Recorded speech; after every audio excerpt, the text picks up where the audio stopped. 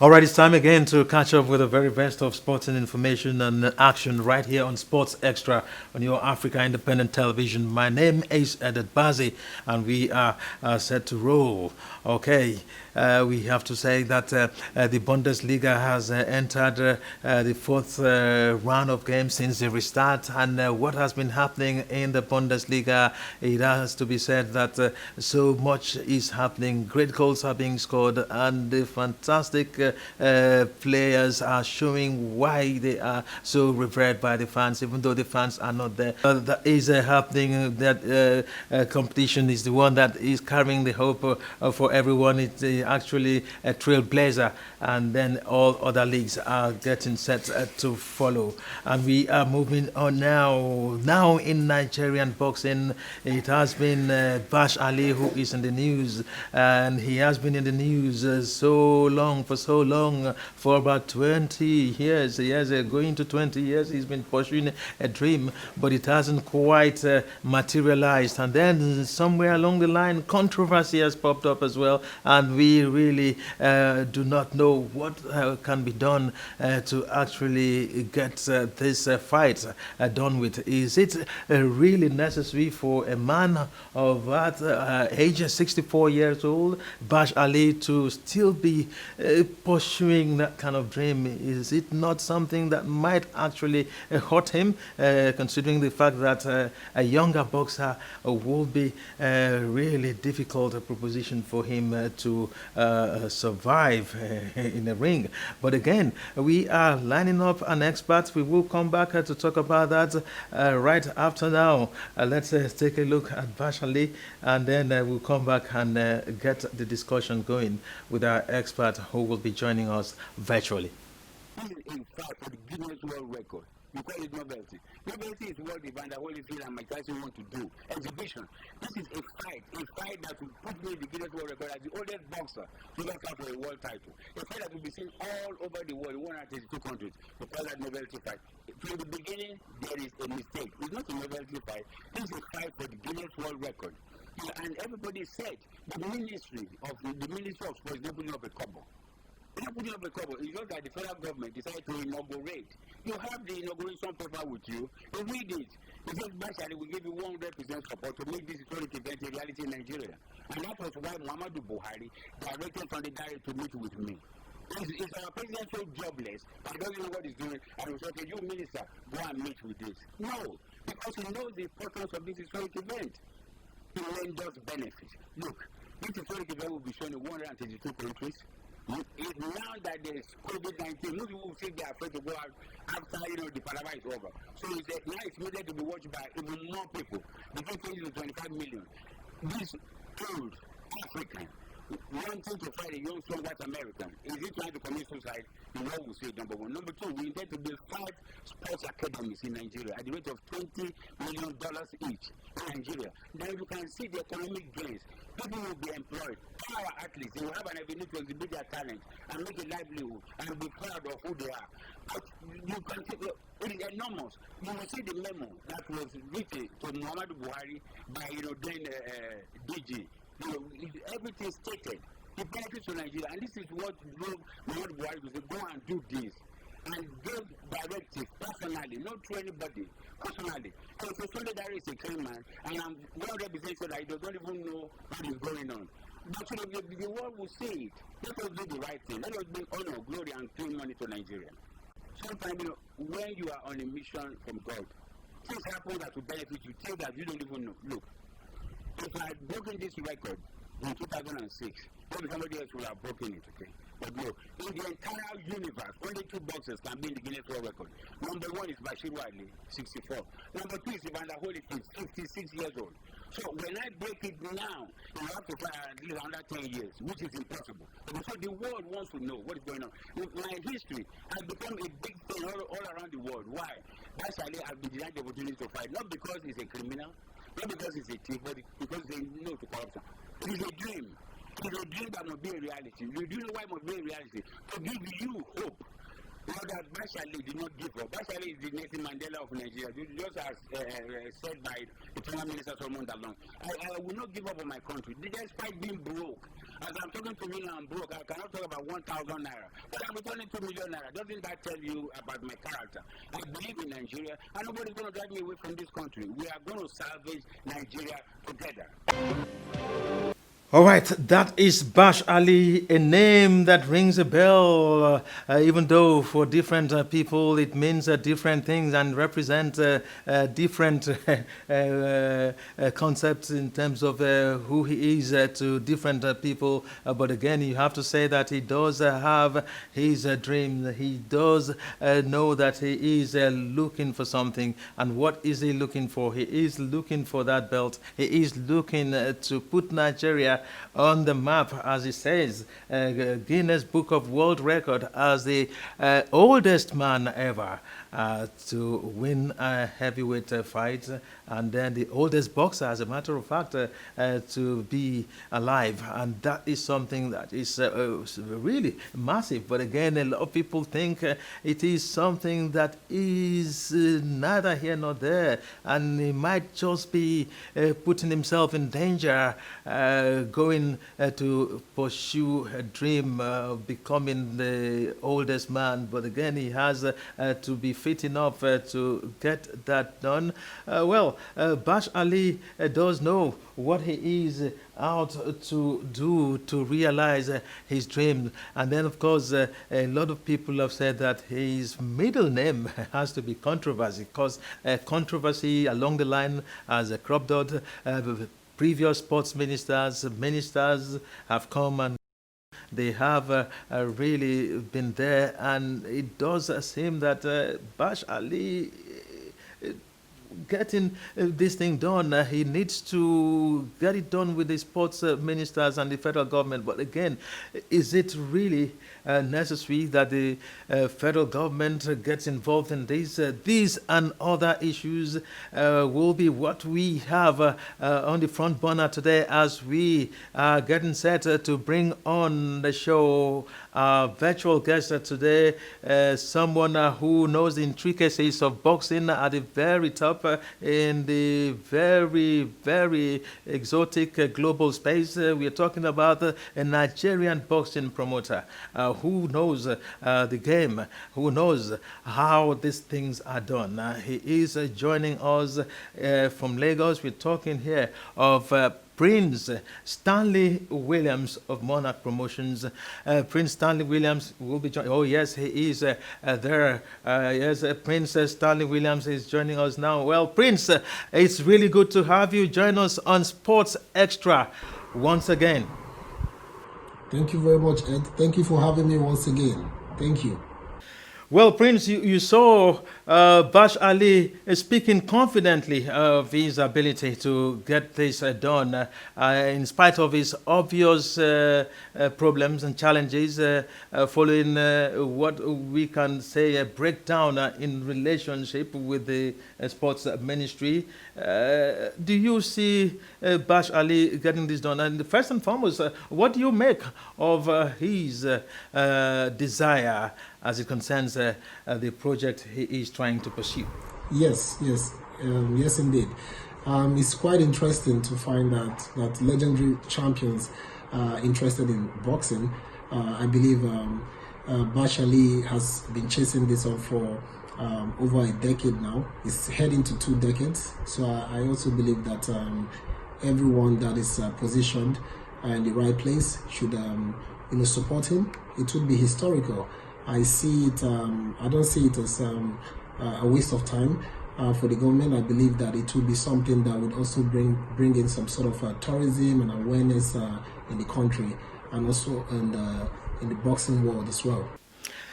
Now, a lot of people have wondered, and to be honest, I'm one of them, that if putting a professional boxing match, a professional boxing bout, should be the responsibility of a government, should the government of the country where the boxer comes from take the responsibility and put it, other than providing the infrastructure, maybe the facility like the stadium, maybe one of the stadia across the country can be given out so that a boxer can use it. Other than that, we have not seen, in the case of England, Britain, and the United States, for instance, when Anthony Joshua is fighting, we don't hear the British government coming in to set up a committee for the fight. We don't hear the American government setting up a committee for Floyd Mayweather Jr., for instance, or any of the American boxers come to fight. What is the situation? Maybe as an expert that you should bring us and educate us on how this is done. That's correct. That's correct. Well, you got that right, Ed. The promoters' role to make sure that a fight comes into play, and something as big as boxing. When you're talking about world title fights and stuff like that, every government is informed and also gets involved one way or the other.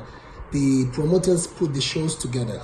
It doesn't just take only the promoters' efforts. It comes with the corporate bodies. The government in its own way. Maybe it could be the venues and stuff like that.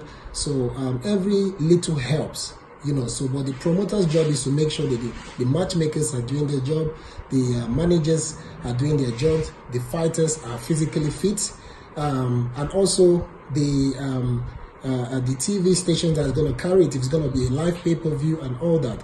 We see in the case of Saudi Arabia, they're able to bring the AJ. Anthony Joshua versus Ruiz fight, and they brought it to Saudi Arabia. We saw what happened last year, and it brought about a lot of tourism. A lot of Hollywood stars showed up in Saudi Arabia, which has never happened before. So these are things that we should be taking from the leaf of their own knowledge. We should bring that to Nigeria, and a fight like a very high magnitude fight would always bring people from that country and also the opponent's country together. So it's like a World Cup of its own, in the form of boxing. Coming back to Bash Ali, I have to say, like most Nigerians again, I have my fears that Bash Ali, a man who is over 60, chasing a dream of becoming a heavyweight champion in boxing, is not just sitting well. I just can't figure why he is actually going for that, knowing that he is well over 60, 64 or thereabout, and then going against a younger boxer might just be like someone trying to commit suicide. So I'm afraid that's what quite a lot of people have said, and I think so too. Does he stand a realistic chance against any of the boxers still very much in the trade now? Yes. I see where you're coming from, Ed. Yes, he does have a realistic chance. It depends. They say styles make fights, and there's experience, there's skills, there's athleticism. It depends on what the boxer comes with. We see fighters like legendary fighters like Mike Tyson coming in to fight now, and you have people like Evander Holyfield coming to fight. So they know the type of opponent they use. They use to prepare themselves. When you're training, you also spar. You get ready for big events like this. So I believe Bash has been keeping fit. He's cut from that cloth. So, and the matchmaker would matchmake the fight properly. You fight according to your strength. And besides, this is a title fight, and it's a historical fight. So I believe he's very well. He's in good conditioning, and he's been training. If you look at him from the studio at his age, he looks terrific. So I believe he can deliver what he's been saying. He's been backing it up all these years. So I believe he should be given the shot to do that. So the matchmaker's role will be to put together the fight. Matchmake an opponent that's going to fit into Bash Ali's fighting style.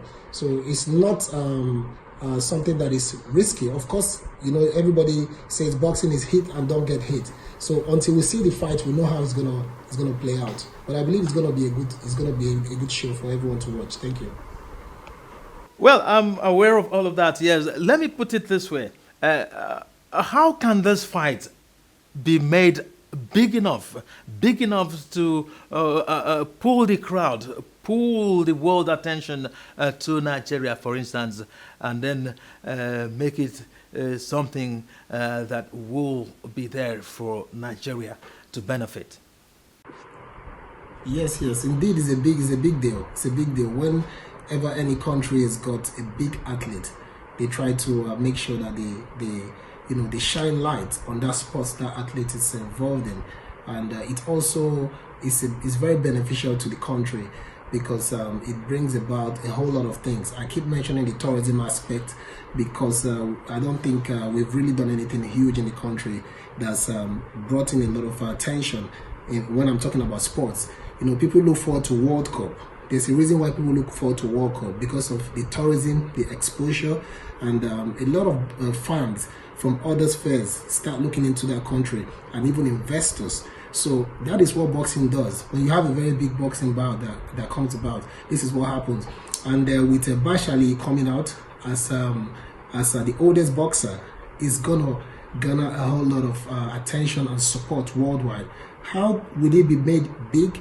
The fight card is one of the things we've been discussing with Bash over the last year, and we've been planning strategically, and that is why he's been running around trying to ensure that this comes to fruition. And this time around, if he's able to nail it, the show is going to be done. To put together a show of this magnitude, it takes a whole lot of work, a lot of planning, a lot of groundwork, and also to get other fighters. It's not only he's the main event, but you also need a body of other fighters. Fighters from different countries who are also going to participate, because you called it a world. It's a Guinness Book of World Record fight, and it's also hosting a world title, which is another federation coming into Nigeria to also bring in their belts and all that. So it's going to be a very, very big event. It could be even multiple world titles on that card. So it's something that we should all be looking forward to. Well, away from that, let's talk about news around world boxing. Lately, there have been stories about the Evander Holyfield, Mike Tyson rumble again. It has been there everywhere. Everyone is talking about, and that is one fight that so many people want to see again. Even though the two gladiators are in their 50s as well, and just like Bash Ali, except that in their own case, their fight is going to be purely an exhibition fight. Yes, that's correct. That's correct. We've been watching this during the lockdown. We've seen a whole lot of activities play out. So with the ease of the lockdown, you're having people looking out to what they're going to do next. You see, we've heard from Iron Mike Tyson. We know what he's capable of before his retirement. We know what Evander Holyfield is capable of also before his retirement. These guys are legendary fighters that are already Hall of Famers. They're boxing Hall of Famers. So there's been talks about them fighting each other. There's been talks about Tyson fighting Shannon Briggs. There's been talks about Holyfield, having a tune-up fight before fighting Mike Tyson. Whichever way it goes, people will still want to watch it, and people are anticipating. They want to see what Tyson has still got in the tank, and they want to see what Holyfield has still got in the tank. And there are also videos that has been purportedly showed online. You see Holyfield training with people like Vladimir Klitschko, who was the former world champion, training with Antonio Tava.